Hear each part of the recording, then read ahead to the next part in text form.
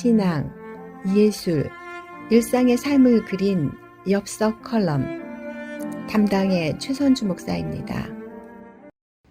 여러분 안녕하세요. 최선주입니다. 오늘은 바벨의 변수라는 제목으로 말씀을 나누겠습니다. 계획된 일상에 예기치 않은 일이 벌어질 때 어쩔 수 없이 변화의 소용돌이에 휩쓸리는 게 인생입니다.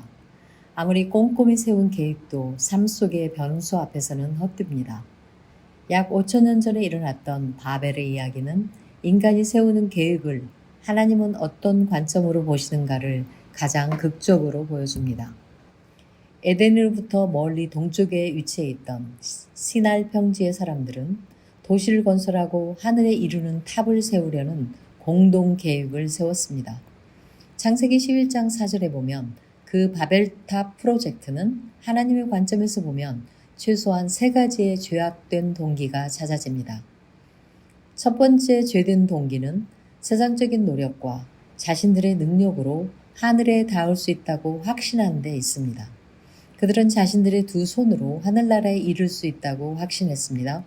두 번째는 자신들의 이름을 내고자 하는 죄악된 동기였습니다. 자신의 영화를 꾀할 때 하나님은 망각됩니다.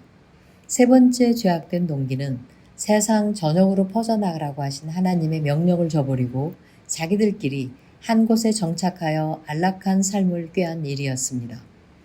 그들의 이 세 번째 동기는 하나님께서 첫 번째 인간이었던 아담과 이브 그리고 대홍수 후에 노아와 그의 세 아들에게 주셨던 명령을 거역하는 일이었습니다.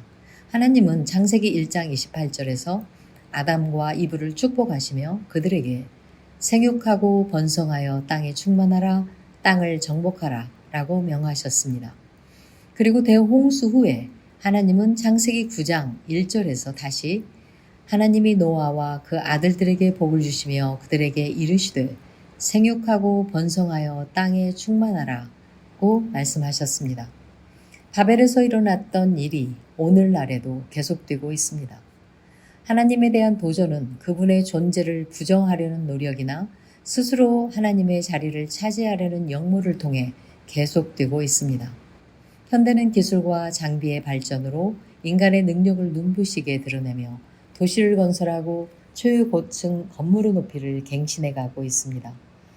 지속적인 과학기술의 발전에 스스로 자축하는 많은 인간들에게 신은 더 이상 관심의 대상도 아닙니다. 로마서 1장 25절에는 이런 현상을 두고 그들이 하나님의 진리를 거짓 것으로 바꾸어 피조물을 조물주보다 더 경배하고 섬김이라 라고 표현하고 있습니다. 현재 우리 기독교 문화도 바벨의 현상을 닮아가 있습니다. 현대의 기독교인들은 종족주의적이고 폐쇄적입니다. 좀 크다고 하는 교회들은 경쟁적으로 인원을 늘리고 보다 큰 성전을 짓는 경쟁을 합니다.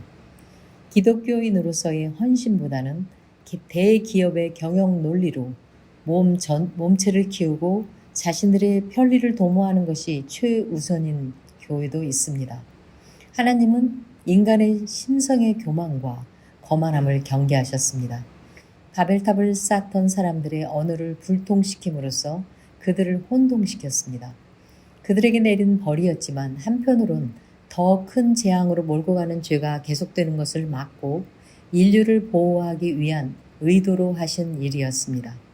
그들을 사방으로 흩으시고 그들이 세운 탑은 바벨탑이라고 명명되었는데 바벨은 혼동이라는 뜻입니다. 바벨탑 사건 이후로 사람들은 종족 국가로 분리되었습니다.